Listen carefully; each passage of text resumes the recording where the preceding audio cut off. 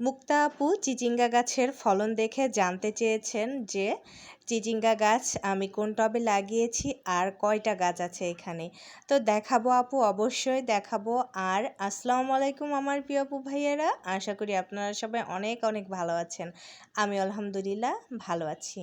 হ্যাঁ, আমার গাছে প্রচুর পরিমাণে চিচিঙ্গা হচ্ছে, অনেক অনেক হচ্ছে। নিজে খেতে পারছি না, অন্যকে দিতে হচ্ছে, এত পরিমাণে হচ্ছে। 2-3 দিনের ব্যবধানে কিন্তু প্রচুর করে তোলা হচ্ছে। ঈদের বেশ আগে থেকেই কিন্তু আমি চিচিঙ্গা খেয়ে যাচ্ছি। এগুলি যে প্রথম ফলন তা কিন্তু না, অনেক দিন ধরে আমি চিচিঙ্গা খাচ্ছি। তো আমি কিভাবে কি করেছি সেটা আপনাদের সাথে অবশ্যই শেয়ার করব। আমি কিভাবে চিচিঙ্গা চাষ করলাম সেটা আপনাদের সাথে অবশ্যই বলবো। তো দেখেন, আমি 2 দিনের ব্যবধানে আবারও কতগুলো তুলেছি। হচ্ছে আমার এটা গতকালকেও শেয়ার করেছিলাম, ওইখান থেকে ছোট্ট একটা ক্লিপ নিয়ে আবারও শেয়ার করলাম। তো হচ্ছে আমি প্রথমেই বলি কিভাবে মাটি তৈরি করেছি। তার আগে চলেন হচ্ছে আপনাদের দেখাই টবটা কত বড়।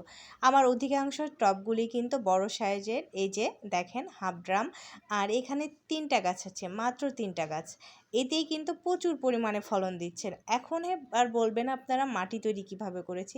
খুব অল্প পরিমাণে কিচেন ওয়েস্ট আর কবুতরের যে ময়লাটা আছে সেটা দিয়ে তৈরি করেছি। খুব যে বেশি দিয়েছি তা কিন্তু না। তারপরে আমি বীজ বপন করে দিয়েছি আলহামদুলিল্লাহ। সেখান থেকে হচ্ছে মাঝে মধ্যে খুব কম পরিমাণে 2 থেকে 3 বার হয়তো বা রাসায়নিক সার দিয়েছি, তার বেশি না। আর কিচেন ওয়েস্টের যে লিকুইড পানিটা সেটা হচ্ছে কয়েকবার দিয়েছি, খুব বেশি না। নিয়মিত আমি গাছে যত্নই নিতে পারছি না। আপনারা যারা আমার নিয়মিত ভিডিও দেখেন তারা অবশ্যই জানেন যে আমি এখন নিয়মিত হচ্ছে ভিডিও আপলোড করি না, আবার গাছের যত্নও নিতে পারি না। তারপরেও কিন্তু মাশাল্লাহ অনেক অনেক চিচিঙ্গা হচ্ছে।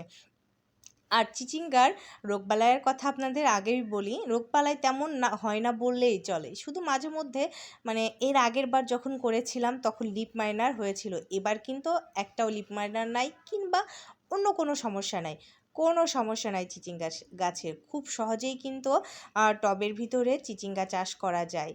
আর একটা টিপস আপনাদের সাথে শেয়ার করি, যখন অতিরিক্ত ধরবে তখন দেখবেন যে পুষ্টির অভাবে এভাবে করে একা বেঁকা হয়ে যায়, নষ্ট নষ্ট কেমন যেন বেঁকাতেরা।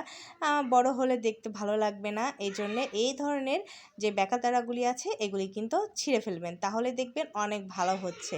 প্রচুর পরিমাণে ধরছে, প্রচুর পরিমাণে। এখন কিন্তু আমার ছাদে পরাগায়নও করা লাগে না, আপনার থেকেই পরাগায়ন হয় বলতে মৌমাছি এগুলি পরাগায়ন করে দেয়, যেহেতু ছাদে অনেক গাছ আছে এমনি এমনিই হয়ে যায়। আর আপনারা একটা বিষয় খেয়াল রাখবেন, পানিটা হচ্ছে রেগুলার দিবেন, এ আর কি। আর আপনাদের টবের হচ্ছে আপনাদের হাতের কাছে যদি কিচেন ওয়েস্টটা থাকে সেটা দিয়েই মাটি তৈরি করে সেইটারই লিকুইড সার তৈরি করে আপনারা কিন্তু হচ্ছে গাছ সবজি চাষ করতে পারেন টবে। শুধু যে চিচিঙ্গা তা কিন্তু না, সব ধরনের সবজি চাষ করতে পারেন এভাবে। শুধু খেয়াল রাখবেন এক টবে একই ধরনের সবজি বারবার করবেন না। এতে করে দেখা যায় মাটির যেই পুষ্টিগুণটা আছে, এক ধরনের সবজি করলে সেটা কিন্তু ভালোভাবে পায় না, বলতে হচ্ছে ফলন ভালো হয় না। আমি অনেকবারই দেখেছি। তো আজকে হচ্ছে আমি এইগুলি সবজি হারভেস্ট করে নিলাম। আজকে একটু কম কমই সবজি আছে, তারপরেও যা হয়েছে সেগুলি কিন্তু মাশাল্লাহ।